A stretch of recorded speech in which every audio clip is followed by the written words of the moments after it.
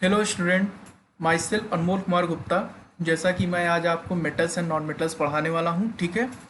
तो सबसे पहले हम ये जानेंगे कि मेटल्स और नॉन मेटल्स क्या होते हैं। Metals are good conductors of heat and electricity while non metals are insulator.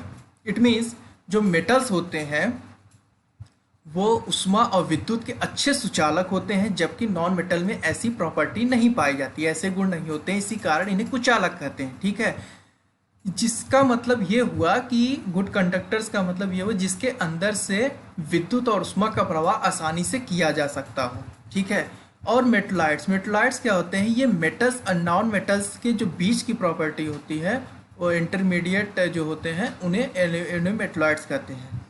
यहाँ पे there are some examples of metals and non metals. जो मेटल्स होते हैं today we find 118 elements and 90 more than 90 elements are called metals, and 22 non-metals and a few metallites, and some metals like sodium, potassium, magnesium, and non-metals oxygen, hydrogen. Physical properties. There are some physical properties of metals and non-metals.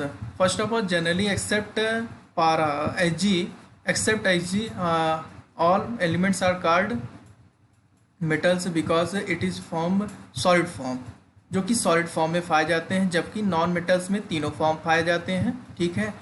यहाँ पे solid, liquid, gas तीनों form में पाए जाते हैं। Metals जो होते हैं जिनके अंदर डक्टाइल मेलेबिलिटी प्रॉपर्टी होती है, मेलेबल होते हैं। डक्टाइल का मतलब जिनको आसानी से वायर के फॉर्म में किया जा सकता है, मेलेबल के जिसको मतलब सीट के फॉर्म में किया जा सकता है, जबकि नॉन मेटल में ऐसी प्रॉपर्टी नहीं होती है। मेटल जो होते हैं वो सोनरस होते हैं। सोनरस का मतलब ये हुआ कि वो साउंड प्रोड्यूस करते हैं, जबकि नॉन मेटल में ऐसी प्रॉपर्टी नहीं होते हैं क्योंकि ये सॉलिड फॉर्म में होते हैं, ठीक है।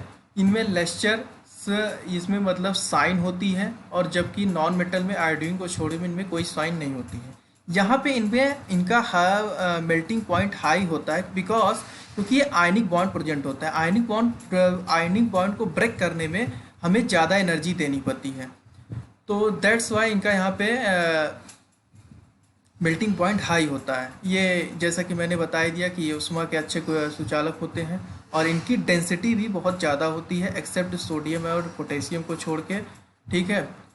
और जबकि नॉन मेटल्स की डेंसिटी जो होती है वो कम होती है एक्सेप्ट डायमंड।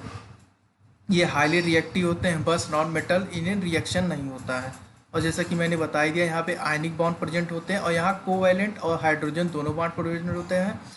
इसका आयनिक बॉन्ड का मतलब ये हुआ कि ये आसानी से ये अपने इलेक्ट्रॉन को लूज करते हैं, और जबकि यहाँ पे नॉन मेटल में साझेदारी होती है। इलेक्ट्रॉन हम ले भी सकते हैं, दे भी सकते हैं, और आपस में साझेदारी होती है।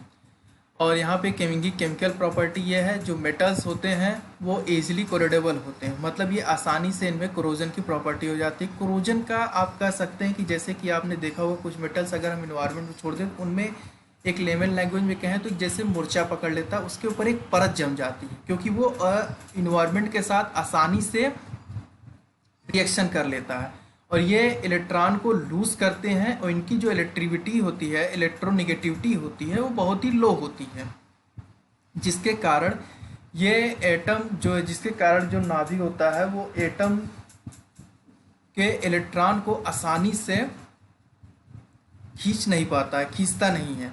और जो नॉन मेटल होते हैं इनके आउटर सेल में हमेशा 4 to 8 इलेक्ट्रॉन होते हैं। ये इलेक्ट्रॉन को आसानी से गेन भी कर सकते हैं, लूज भी कर सकते हैं, और इनकी इलेक्ट्रोनिगेटिविटी होती है वो बहुत हाई होती है। इसका मतलब ये हुआ जो एटम का न्यूक्लियस होता है वो जो है इलेक्ट्रॉन को बहुत ही ताकत से कह सकते हैं कि उसको बांधे रखता है, मतलब उसको छोड़ता नहीं है। That's why it is called high electronegativity. तो जैसा कि हमने देखा यहाँ पे मेटल्स की फिजिकल प्रॉपर्टी भी देखा, एंड नॉन मेटल्स की भी physical property and chemical property, जैसा कि हमने देखा। Thank you.